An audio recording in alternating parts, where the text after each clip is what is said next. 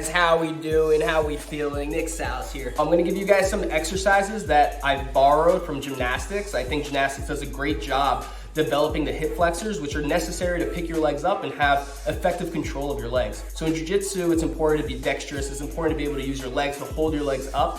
So that's why I think these exercises translate super well into jiu-jitsu. So if you want to strengthen those hip flexors, if you want to have an effective guard, a strong guard, I think these exercises are super important. For example, when we're playing guard and we're in this ball shape, it's very normal in the beginning for us to feel weak here and to feel like we can't hold our legs here. So notice how I'm pulling my knees to my shoulders. I'm not playing guard here with my calves basically parallel to the ground. I want to pull my knees to my chest and be able to play here. So I can make my grips, play lasso, play collar sleeve, all from this shape. And if you're a beginner, that shape feels very uncomfortable. It feels like our legs are gonna get tired. So basically, we wanna be able to build a strength in our hips so that we can hold up our legs for longer. The longer we hold up our legs, the more effective our guards can be and the more comfortable we are in that situation. So let's get started. So the first exercise we're gonna look at is the single leg pike hold. So basically, we're gonna be going into our pike. This is when our legs are together, and we're gonna be pointing our toes. I want you guys to place your hands next to your knees, and all you're gonna do is you're gonna lift one leg up as high as you can. So notice that my weight's forward on my hands. I'm not leaning back, okay? So I'm trying to hover my chest over my thighs, my hands next to my knees, or even past my knees. So we're gonna be looking at different hand positions, but for now, your hands can be next to your knees. I'm gonna pick up one leg, just using my hip flexors, okay? Pick it up as high as you can, keep your toes pointed. You're gonna hold it here for 5 seconds and then down.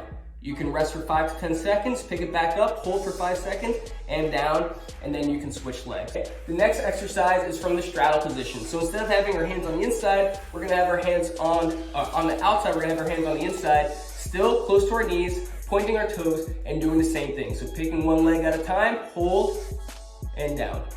Finish your sets, pick up the other leg, hold, and down. Picking up as high as you can. Again, keeping your weight forward. Okay, you can arch your back too. Pick up. Once we do the single leg holds, we could do the double leg holds. So same thing, pike position.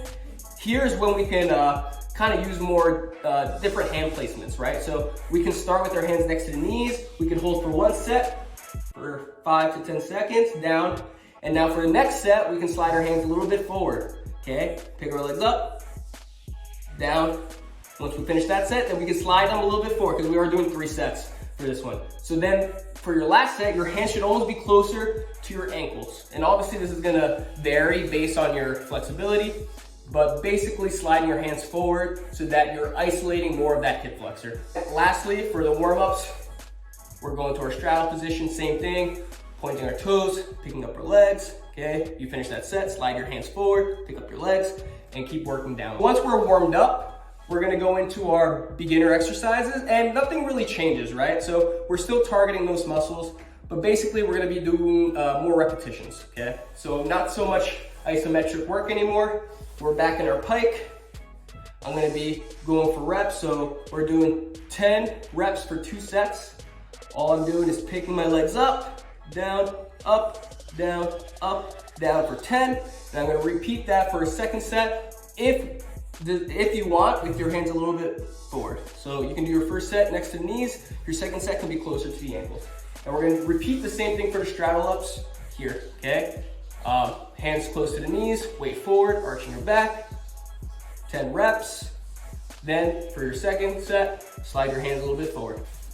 And notice that your legs don't have to be this wide. So for the straddles, it's gonna depend largely on your flexibility, okay? So the wider you can put your legs, the harder it is, right? But obviously, the wider you can bring your legs out, the more effective it's going to be. But in the beginning, you might not have this flexibility already developed, so you might be closer to like here, and that's fine. You can still do your straddle ups from here, okay? And obviously, the more we stretch and the more mobile we become, we can start to open our legs even wider and wider.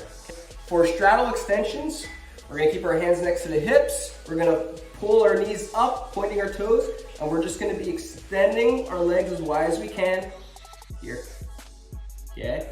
So just in this position, Straightening out your legs. Sorry guys, so basically every time someone calls me, it just stops recording, so.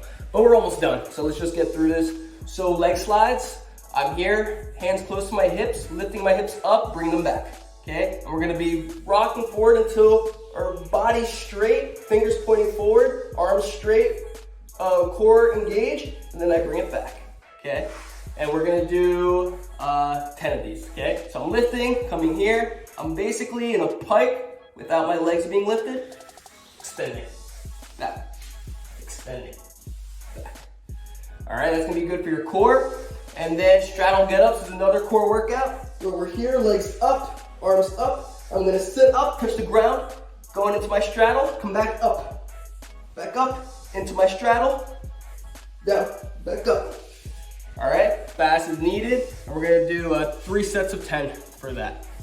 All right, guys, so let's finish up here before someone else calls me.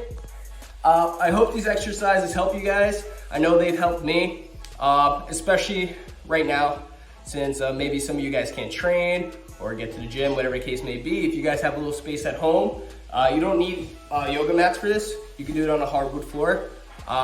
So try it out, guys. It's definitely gonna help your hip flexors, strengthen those hip flexors for a stronger guard and a better guard, okay? Well, just let me know if this helps, and let me know if you guys want more, but I'm definitely gonna be posting more hip stuff, external rotation, internal rotation later this week.